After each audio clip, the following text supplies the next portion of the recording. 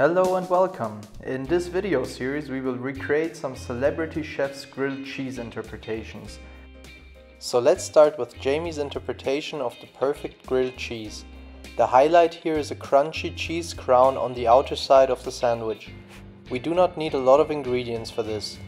We need 2 slices of white sandwich toast, a lot of good cheddar, some nice red Leicester, butter and cayenne pepper.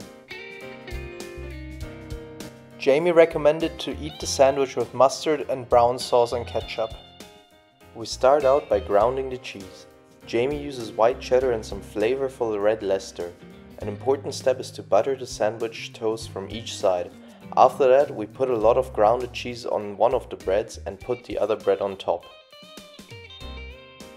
Put the sandwich in a pan over medium heat and roast the sandwich from both sides. After flipping the sandwich, put a heavy weight on top. Let it roast until both sides are golden brown. Once you remove the sandwich from the pan, melt some additional cheese in it to create the crown. When the cheese is melted, or as Jamie would say, oozy, place the sandwich in the middle of the cheese and let it sit there for a minute. Then take a spatula, pick up the sandwich and hold it in the air for some seconds till the cheese hardens before you flip it over to have the finished crown on top.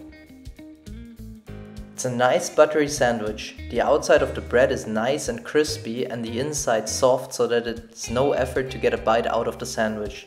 The cheese is mild and melty, which I especially like with the hint of cayenne pepper. The crispy cheese crown is nice and salty and gives it that extra crisp. Next time I would use parmesan in the cheese crown in order to get an even stronger salty cheese aroma. In summary, this grilled cheese is a quick, great lunch and gets a 7 out of 10.